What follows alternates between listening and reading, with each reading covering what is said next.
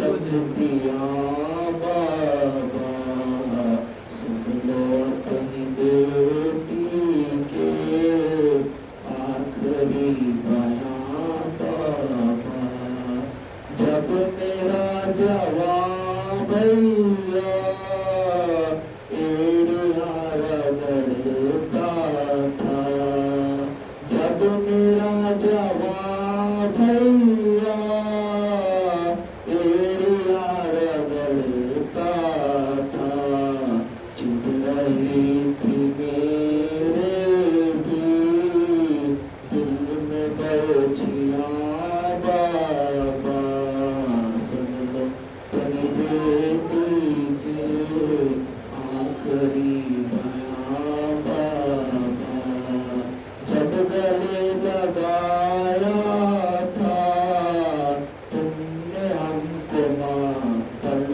میں جب گلے لگایا تھا تم نے ہم کو ماتل میں آج تک بلاتا ہے آئے وہ شمع بابا وہ اپنی بیٹی کے آخر بیاں بابا سن اپنی بیٹی کے آخری بیاں بابا کان ہو گئے زخمی گال ہو گئے نیلے کان ہو گئے زخمی گال ہو گئے نیلے ظالموں نے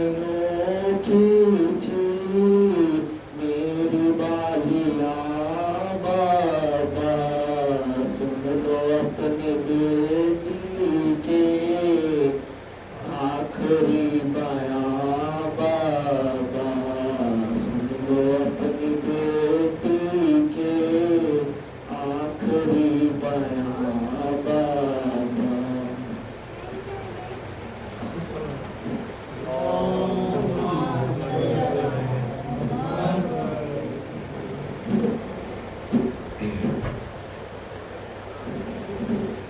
آواز بلند نعرے سلوات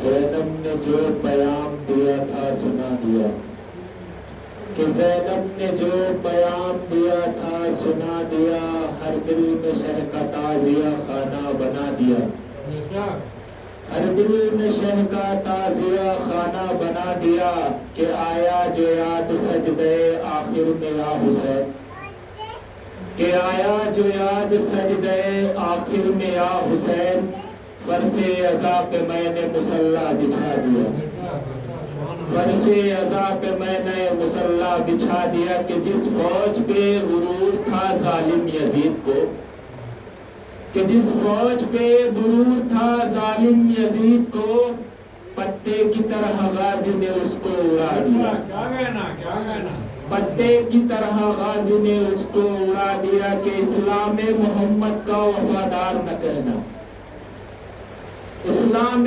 محمد کا وفادار نہ کہنا تم مجھ کو فدائے سہے ابرار نہ کہنا اسلام محمد کا وفادار نہ کہنا تم مجھ کو فدائے سہے ابرار نہ کہنا کہ ہاتھوں کو کٹا کر سرے عاشور محرم کہ ہاتھوں کو کٹا کر شرے عاشور محرم پرچم نہ اٹھا لوں تو علمدار نہ کہنا پرچم نہ اٹھا لوں تو علمدار نہ کہنا نعرے صلوات بابا سے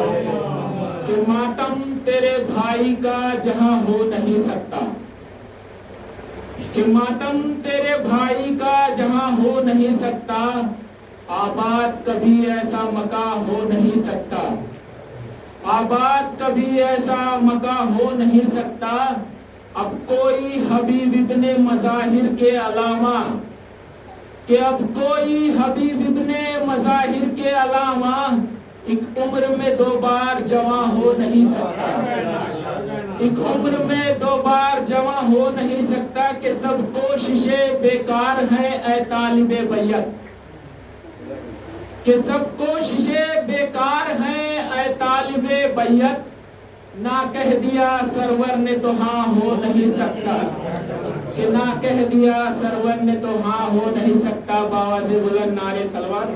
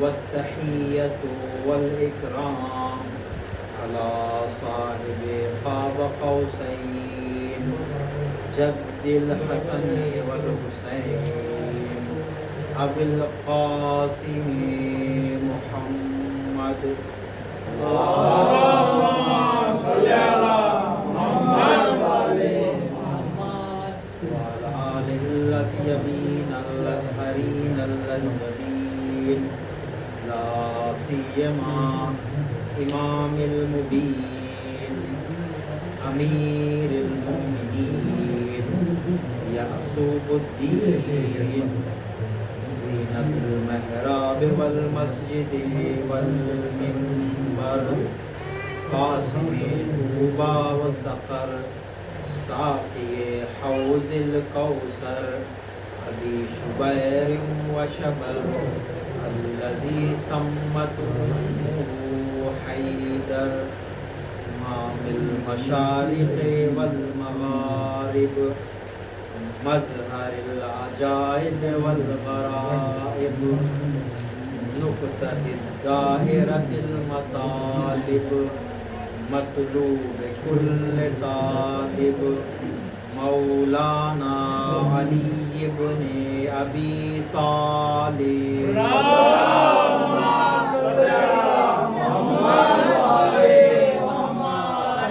لعنة الدائمة الباقية على أعدائهم أجمعين ومنكر فضائلهم والشاكين عنهم والشاكين فيهم والمنحرفين عنهم، أما بعد فقد قال الإمام الحسيني عليه السلام: لو لم يكن لكم الدين فكونوا في الدنيا أحرارا.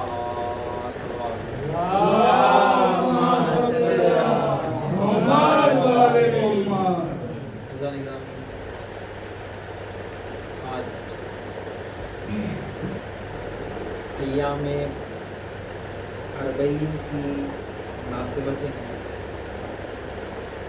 اربعین امام حسین سے نزدیک،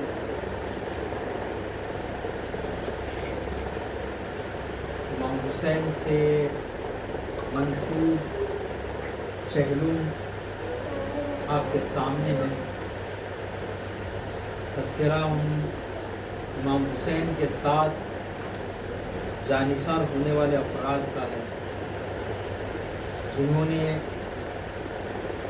سرزمین کربلا کو اپنے لہو سے سرخرو کیا ہے، جنہوں نے پرچم اسلام کو اپنی کاوشوں سے سربلند کیا ہے، جنہوں نے کلمہ لا الہ کے پرچم کو سبز ہوا زرد ہونے نہیں دیا، سرخرو کیا سرنگو ہونے نہیں دیا۔ جب دنیا خدا کے وجود کا سوال کر رہی تھی تو 72 شہداء نے آ کر بتایا کہ ہمیں دیکھو کہ خدا ہے۔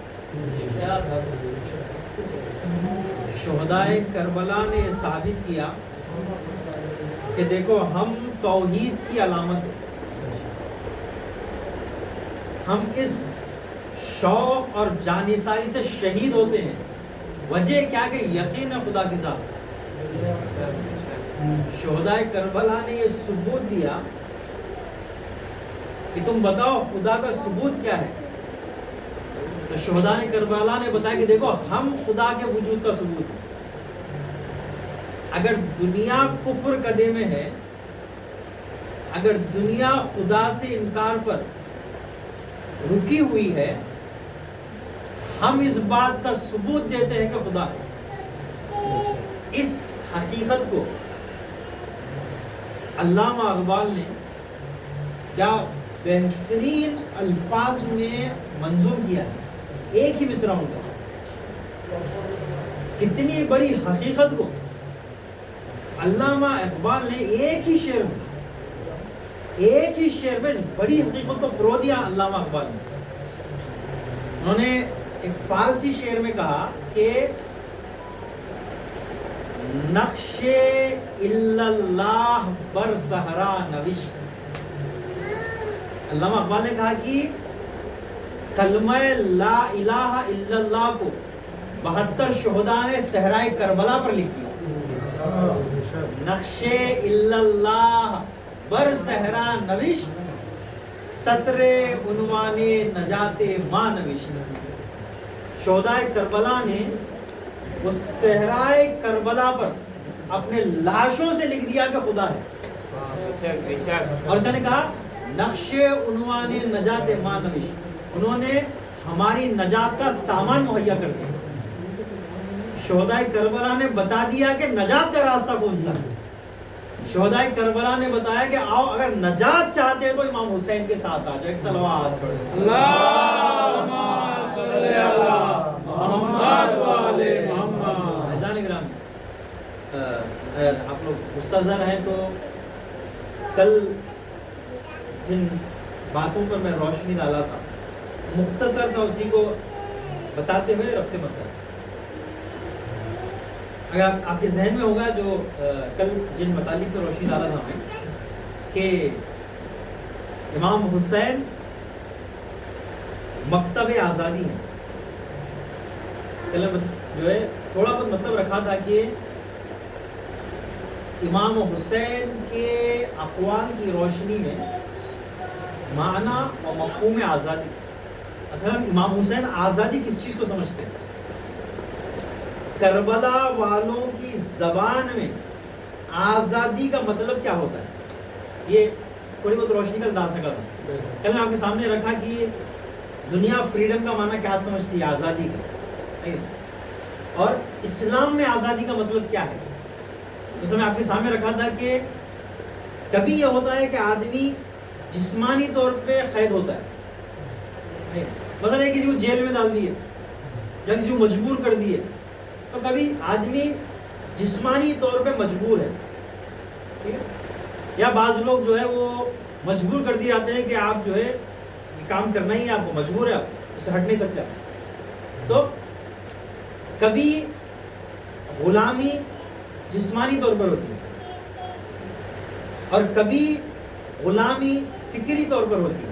میں کل اس کے ساتھ آپ کے سامنے نمونے رکھا کہ فکری طور پہ جو ہے وہ مجبور کر دیا تھا، آزادی فکری نہیں ہوتی کہ بھائی ہم جو بول رہے ہیں وہی صحیح، اس کے علاوہ کچھ نہیں سننا، یا بعض یہ بولا تھا بھائی آپ یہ بات سنو اسی پہ رکو اور دوسروں کو سننا ہی نہیں، فکری طور پہ مجبور کر دیا جاتا کہ بھائی ہم جو بولے وہی صحیح ہے، پھر آپ کہیں اور جو ہے تلاش پہ نہیں جائیے، فکری طور پہ مجبور کر دیا جاتا۔ توجہ کے ساتھ میں کیونکہ ایک دم سے فکری مجبوری کیا ہوتی ہے وہ ایک دم سے وہ مطالب رکھ نہیں سکتا، اس لیے چھوڑ رہا ہوں میں.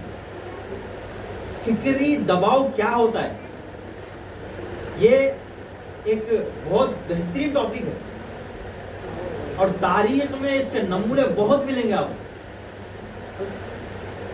اسلام کے بالمقابل اور خاص طور پہ جو حضرت علی کے مقابل پہ آئے نا، ان سب کا طریقہ فکری مجبور کر دینے کا تھا.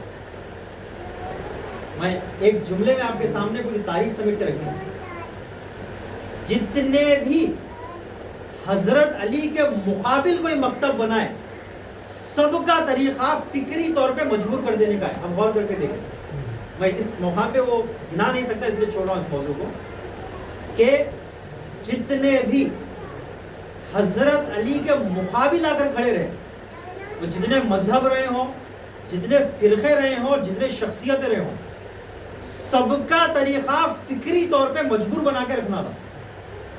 حضرت علی نے آ کر فکری مکتب کھولا ایک صلوات کا سہارا دے.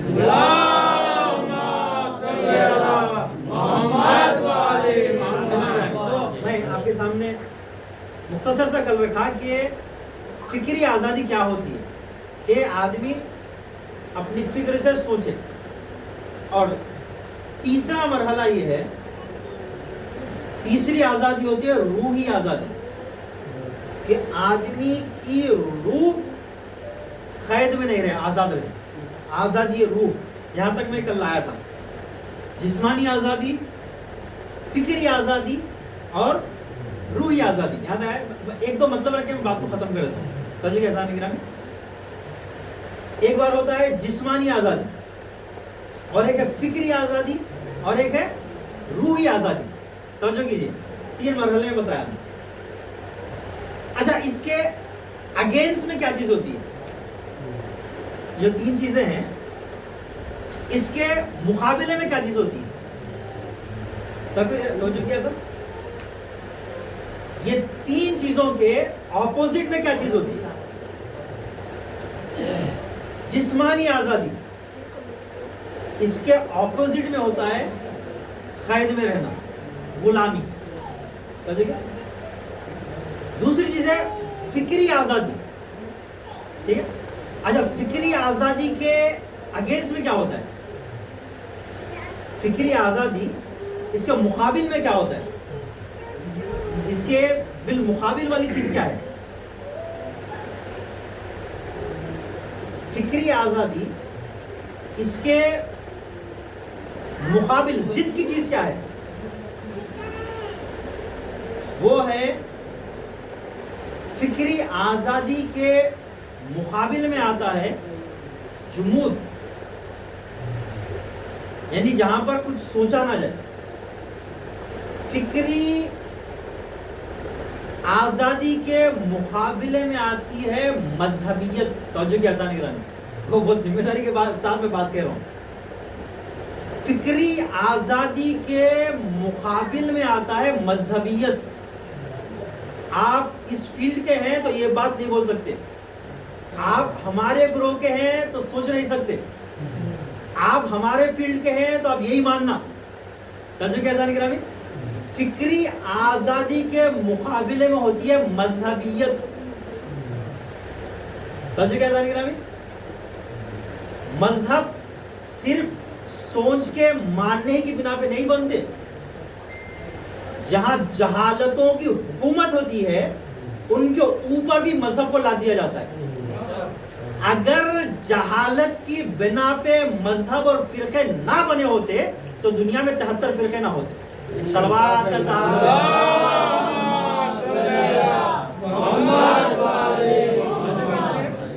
فکری آزادی کے مقابل میں ہوتے ہیں فرقے، یا فکری آزادی کی طرف ہوتے ہیں یا پھر فرقہ پرستیوں میں ہوتے ہیں. جہاں فرقہ پرستیوں میں پڑے ہوئے ہیں وہاں فکر نہیں ہے، اور جہاں روشنی فکر ہے پھر وہاں پہ فرقے نہیں ہیں. توجہ کیسا نہیں گرامی، دنیا 73 فرقوں میں بٹی ہوئی نہیں ہے. دنیا صرف 2 مسلکوں میں بٹی ہوئی ہے.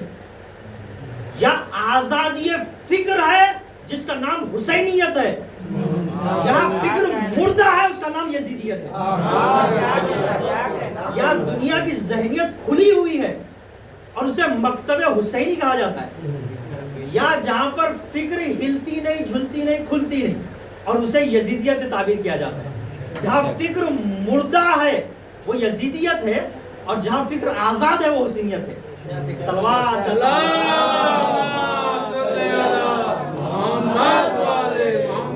اور حسینیت، اذان گرامی بڑی ذمہ داری کے ساتھ یہ جملہ کہہ رہا ہوں کہ حسینیت فرقوں میں بٹ نہیں سکتی، توجہ کیا اذان گرامی، حسینیت گروہوں میں بٹ نہیں سکتی، اور اگر گروہوں میں بٹ جائے تو حسینیت ہو نہیں سکتی۔ حسینیت نام ہے بنائے ہوئے گروپوں کو توڑ دینے کا۔ امام حسین کا نام کبھی گروپوں میں جھگڑا نہیں جا سکتا۔ امام حسین امام آزادی ہے۔ اعزائے گرامی، الغرض یہ کہ ایک شعر تھا کسی شاعر کا کہ غم حسین میں ملتے ہیں ہر خیال کے لوگ، غم حسین میں ملتے ہیں ہر خیال کے لوگ، یہ اتحاد کا مرکز ہے آدمی کے لیے، یہ اتحاد کا مرکز ہے آدمی کے لیے۔ اذان گرامی، یہ فرش عزا، یہ مکتب حسینی، یہ مدرسہ حسینی، یہ درسگاہ کربلائی، یہ سب کے لیے کھلا ہوا ہے۔ یہاں آپ کو شیعہ بھی ملیں گے، سنی فکر کے لوگ بھی ملیں گے، مسلمان بھی ملیں گے، غیر مسلمان بھی ملیں گے۔ امام حسین کا راستہ سب کے لیے کھلا ہوا ہے۔ پھر ایک سوالات کا سوال کا سوال،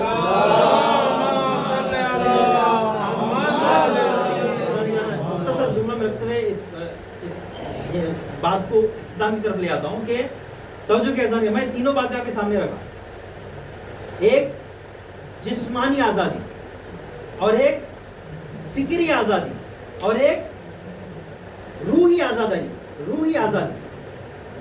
یہاں تک لانے کا ایک مقصد تھا میرا، وہ جملہ آپ کے سامنے رکھ رہا ہوں کہ شاید ممکن ہے کہ آدمی جسمانی طور پہ غلام رہے لیکن روحی اعتبار سے آزاد رہے۔ شاید آدمی جسمانی طور پہ قید میں ہے لیکن کیا پتا اس کی روح پروان چھوڑی ہو۔ ممکن ہے کہ شاید جسمانی اعتبار سے وہ قید میں ہو لیکن روحانی اعتبار سے وہ مقید نہ ہو بلکہ روحی اعتبار سے آزاد ہو، یہ ممکن ہے۔ ہم مجاہدین آزادی میں پڑھتے ہیں کہ لگ بھگ جتنے بھی مجاہدین آزادی تھے وہ سب کے سب قیدوں میں تھے، جسم قید تھے لیکن روح پروان چڑھ چکی تھی۔ توجہ کیا اذان کرام، توجہ کیا اذان کرام۔ آزادی ہندوستان میں بہت ملیں گے آپ کو، لگ بھگ سب کے سب جسمانی طور پہ جو ہے قید میں تھے لیکن روح نہیں، روح آزاد تھی، روح مقید نہیں تھی۔ یہ درس دیتی ہے کربلا۔ ان روحانی آزادیوں کا مرکز ہے کربلا۔ یہ روحی آزادی کا جو مدرسہ ہے اس مدرسے کا نام ہے کربلا۔ آؤ کربلا آزادی روح کی طرف بلاتی ہے۔ ایک صلوات کا سہارا۔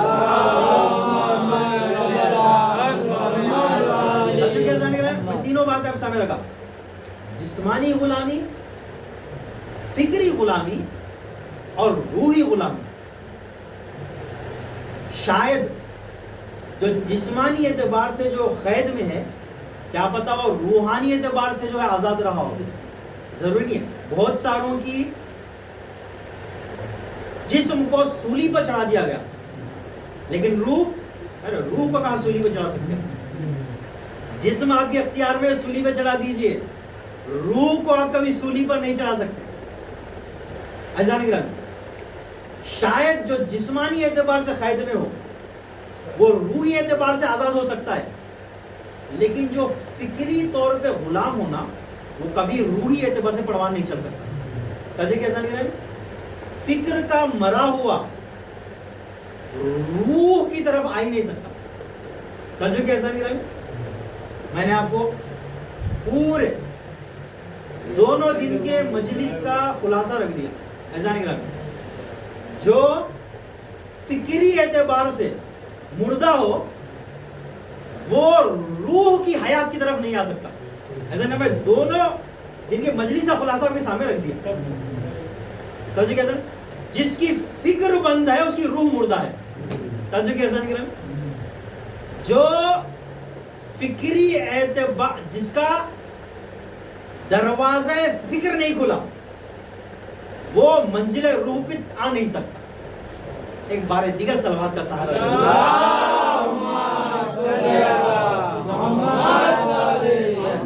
میں بات کو یہیں پہ روکتا ہوں. اعزان گرامی، یہ کربلا ہے.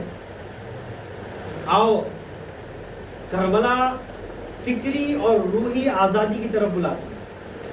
سمجھے کیا اعزان گرامی؟ اعزان گرامی، فکر وزیر ہے، روح بادشاہ ہے. فکر کا تعلق عقل سے ہے، روح کا تعلق دل سے. سمجھے کیا اعزان گرامی؟ روح کہتے ہیں آدمی کے ایمان کو، ایمان کا تعلق آدمی کے دل سے. فکر وزارت کرتی ہے، دل بادشاہت کرتا ہے. فکر ایڈوائز دیتی ہے، مشورہ دیتی ہے، دل فیصلہ کرتا ہے. یہاں کا اختیار صرف مشورہ دینے کا ہے، یہاں کا اختیار اقدام کرنے کا ہے. توجہ کیا اعزان گرامی؟ فکر وزارت ہے، قلب کی حکومت ہے. اچھا، عجیب نظام قدرت ہے کہ وزیر ہو کر اوپر بیٹھا ہوا ہے، بادشاہ ہو کر نیچے. توجہ کیا اعزان گرامی؟ فکر وزیر ہے، مشورہ دینا ہے اس کا کام. قلب بادشاہ ہے. یہ عجیب نظام قدرت ہے کہ وزیر کو اوپر بٹھایا گیا ہے اور بادشاہ کو نیچے. اگر آپ تاریخ اسلام دیکھیں گے تو پتہ چلے گا کہ پیغمبر اسلام نے فرمایا علی میرے کاندھوں پہ سوار ہو اور ایک کعبے کے بتوں کو توڑ دو. اب نظام قدرت سمجھ میں آیا. بادشاہ نیچے ہے، وزارت اوپر. ایک صلوات.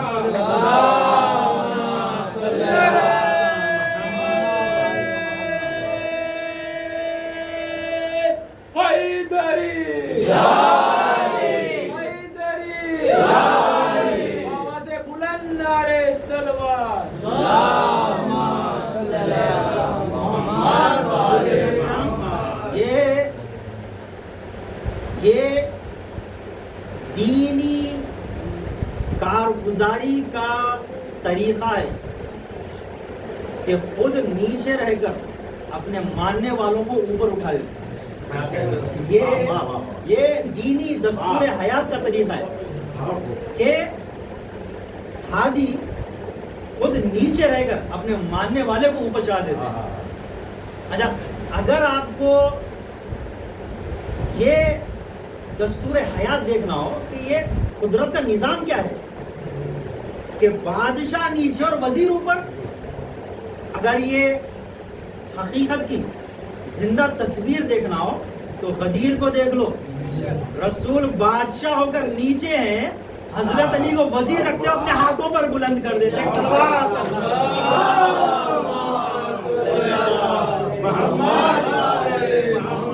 پیغمبر اسلام خود نیچے ہیں اور اپنے وزیر کو اپنے ہاتھوں پر بلند کر دیے.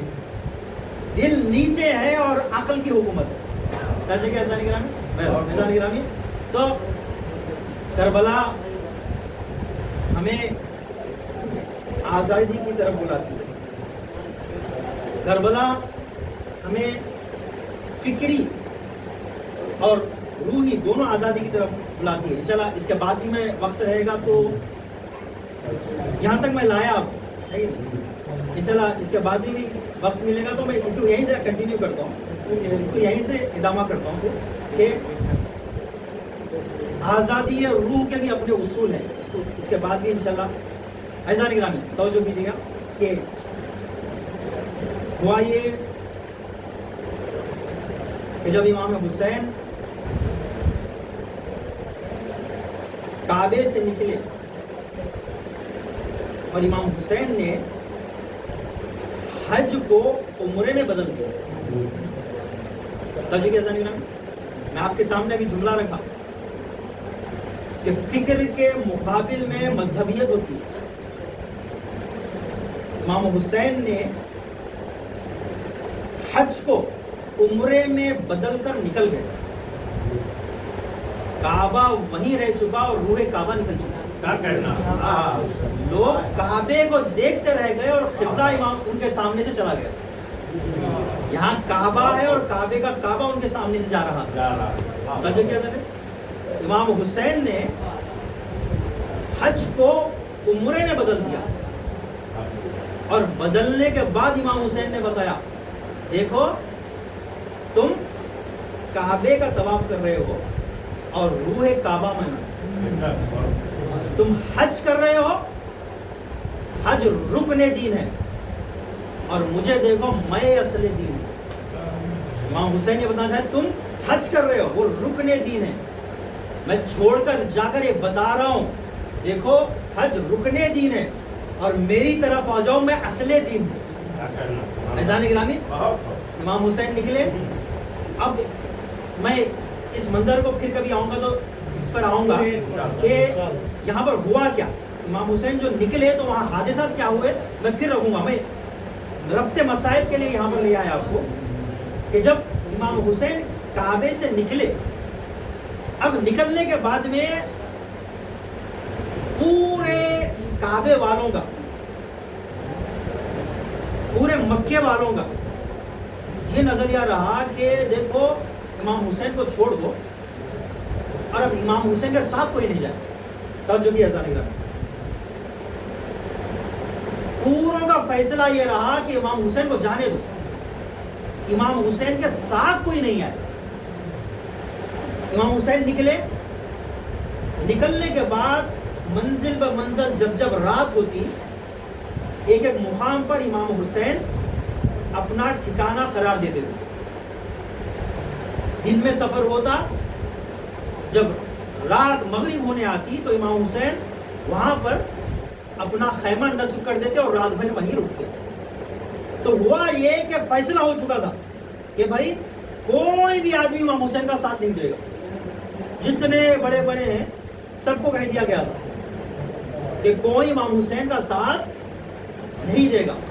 توجہ کیجیے گا ذہن گرامی, جو مفسرین تھے, جو محدثین تھے, جو حافظین قرآن تھے, جو بڑے بڑے امام مانے جاتے تھے, وہ سب نے فیصلہ کر لیا تھا کہ امام حسین کا ساتھ نہیں دینا ہے. بعض لوگ یہ سمجھ رہے تھے کہ بھائی اپنی تفسیر لکھو, سب سے بڑا ضروری کام یہ ہے. بعض لوگ یہ سمجھ رہے تھے کہ بھائی آپ حدیث بیان کرو, سب سے بڑا کام یہ ہے. بعض لوگ یہ سمجھ رہے تھے کہ بھائی اپنی مسجدوں میں نماز پڑھاؤ, امام جماعت بنو, سب سے بڑا کام یہ ہے. بعض لوگ یہ سمجھ رہے تھے کہ بھائی آپ جو ہے وہ حافظین قرآن ہے, قرآن کو حفظ کرو, سب سے بڑا کام یہ ہے. بعض لوگ سجدوں میں تھے, بعض لوگ قرآن میں تھے, بعض لوگ سمجھ رہے تھے کہ سب سے بڑا کام یہ ہے کہ آپ جا کر کعبے کا طواف کرو. امام حسین نے کہا نہ یہ سجدے کرنے کا وقت ہے, نہ یہ رکوع کرنے کا وقت ہے, نہ یہ قرآن پڑھنے کا وقت ہے. ارے سر جھکانے کا وقت نہیں ہوتا ہے, سر اٹھانے کا وقت ہے. سب یہ سمجھ رہے تھے کہ یہ تفسیر سنانے کا وقت ہے. امام حسین نے فیصلہ کیا ارے تفسیر سنانے کا وقت نہیں ہوتا, یزید جیسے کہ مقابل تلوار کھینچنے کا وقت ہے. سب یہ تشخیص دے رہے تھے کہ حدیث سننے سنانے کا وقت ہے. امام حسین نے کہا کہ نہیں, یہاں پر اب حدیث سننے سنانے میں ذلت رکھی ہوئی ہے. آؤ مسئلہ عزت اور ذلت کا ہے. میں تمہیں بتاتا ہوں یزید جیسے کہ بالمقابل اب تلوار نکالنے کا وقت ہے، ایک سروات کا سہارا۔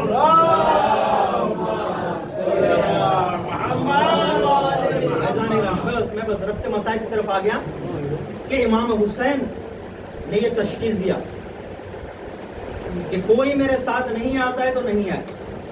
امام حسین نکلے اور ایک مرتبہ جب رات ہوئی، میں بس جملے مسائل کے اور بات تمام،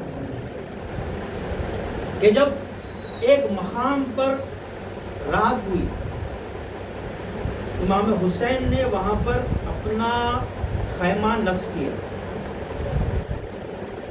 جیسے امام حسین نے وہاں پر خیمہ نصب کیا تو وہ افراد جو حج کر کر آ رہے تھے، ان میں سے ایک مشہور صحابی رسول خدا کے، وہ بھی حج میں تھے۔ جب امام حسین حج کو عمرے میں تبدیل کر کر نکل چکے تو وہ حج پورا کر کر پیچھے پیچھے امام حسین کے آ رہے تھے، اور اپنے کاروان والوں سے کہا تھا کہ دیکھو جہاں امام حسین اپنا خیمہ نصب کرے وہاں پر خیمہ نصب ہونے نہیں دینا، جہاں امام حسین کا خیمہ نصب ہونے والا ہے اس سے کچھ منزل پہلے اپنا خیمہ نصب کرنا، تاکہ امام سے اپنا مواجہہ ہی نہ ہو، امام سے اپنی بات چیت سلام دعا ہی نہ ہو۔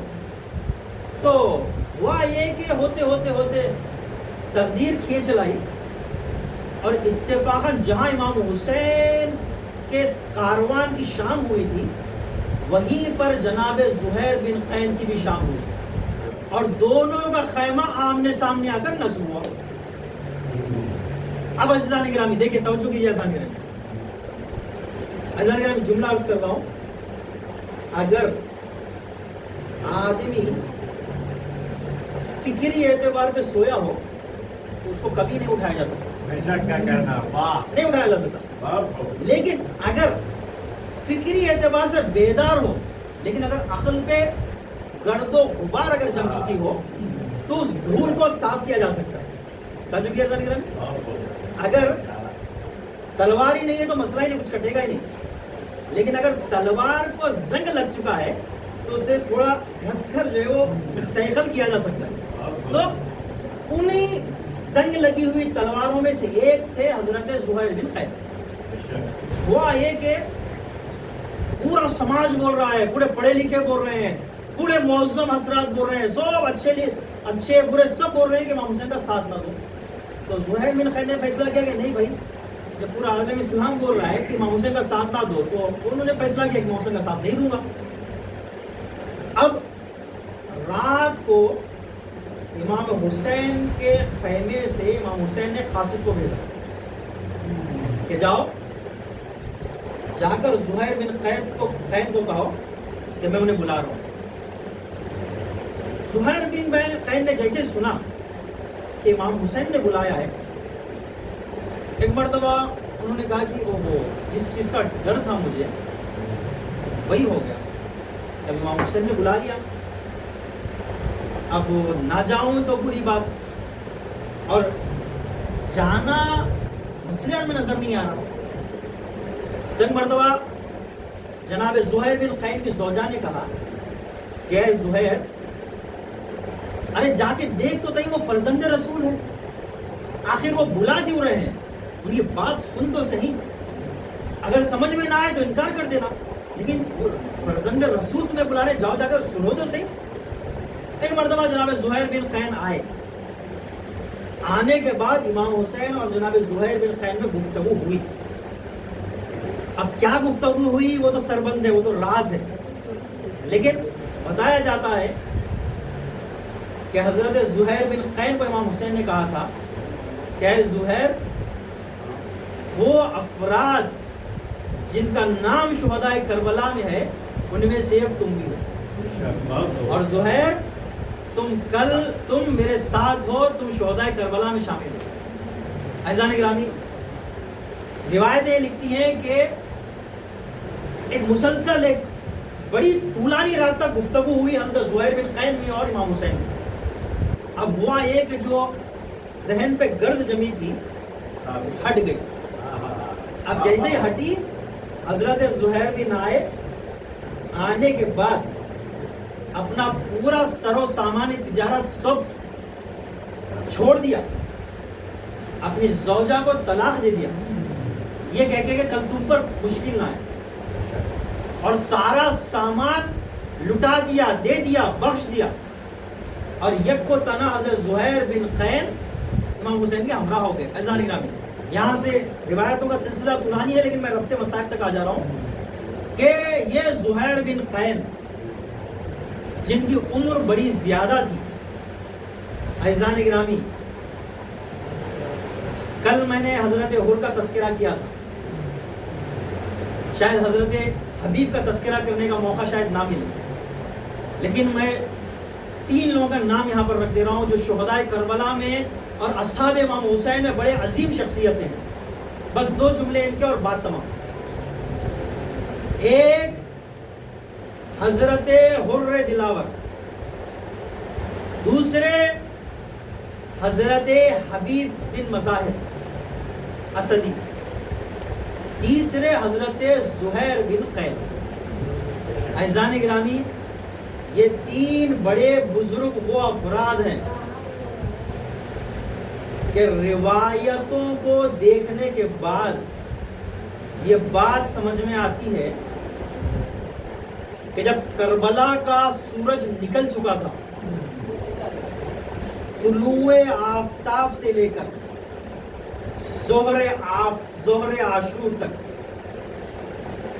طلوع آفتاب سے لے کر ظہر عاشورہ تک پورے میدان کربلا کو ان 3 صحابیوں نے سنبھال کے رکھا ہے۔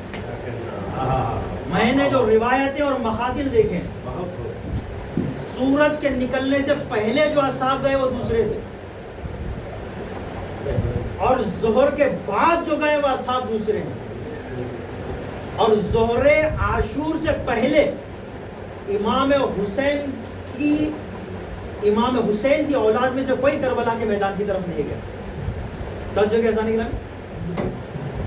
ظہر عاشور جب امام حسین کے پورے اصحاب شہید ہو گئے، تب اولاد امام حسین میدان کربلا کی طرف گئے۔ عزیزان گرامی، یہ تینوں صحابیوں کی عظمت ہے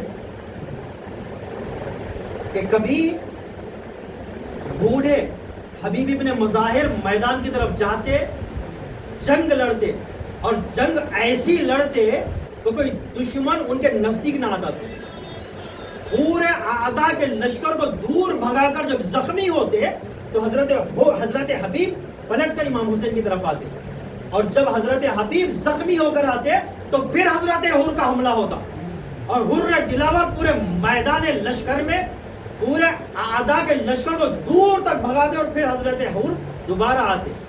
عزیزان گرامی، جب پورے لشکر کو دور تک بھگا کر زخمی ہو کر حضرت حر آتے، پھر اب حضرت زہیر بن قین کا حملہ ہوتا، اور حضرت زہیر بن قین دور تک پورے لشکر کو بھگاتے اور دوبارہ میدان کی طرف، دوبارہ خیموں کی طرف آتے۔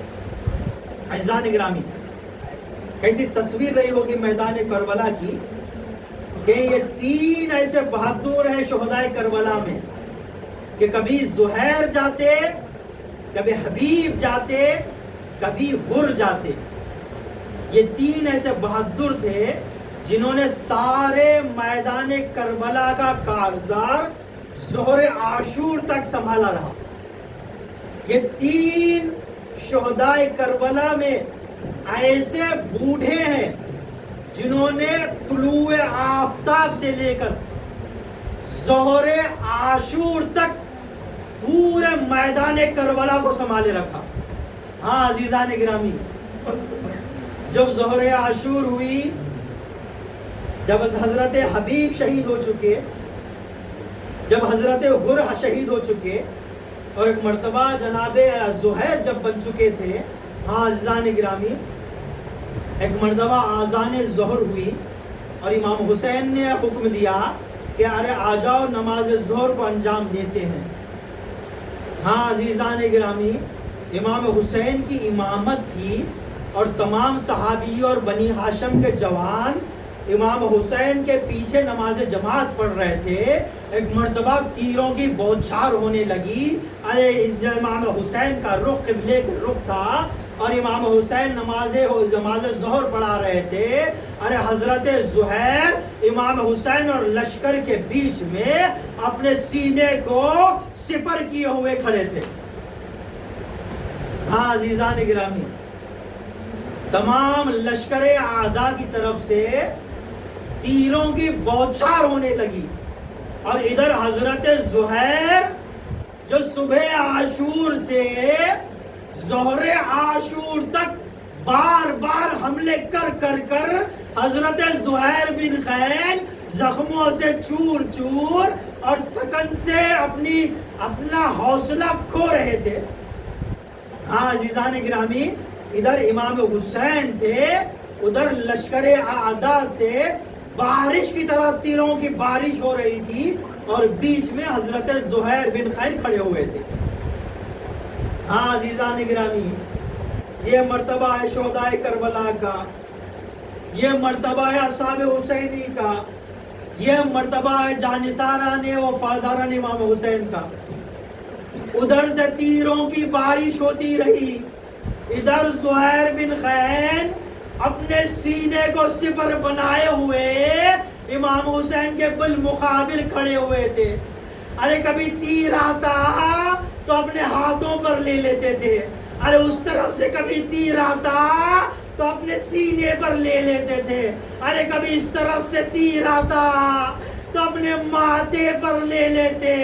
عزیزان گرامی، تاریخ گواہ رہی جب تک امام حسین کی نماز برپا تھی اور جب تک حضرت زہیر کی جان میں جان رہی، ارے ایک بھی تیر زہیر بن خیل نے امام حسین تک آنے نہ دیا. ارے جب تیروں سے چندی ہو چکے تھے، ادھر امام حسین کی نماز تمام ہوئی، ادھر امام حسین نے نماز کا سلام پھیرا، ادھر زہیر بن خیل نے اپنی زندگی کو والسلام کہا. ارے تیروں میں چنی ہو کر ایک مرتبہ حضرت زہیر بن خیل امام حسین کے زانوں پر گرے، گرتے ہی جملہ عرض کیا، یا مولا قد وفیت، اے مولا کیا میں نے آپ سے وعدہ وفا کیا. امام حسین نے بڑے درد مندی سے کہا، قد وفیتا، ارے زہیر، ارے تم نے وفا نہیں کی تو ارے پھر کس نے وفا کی.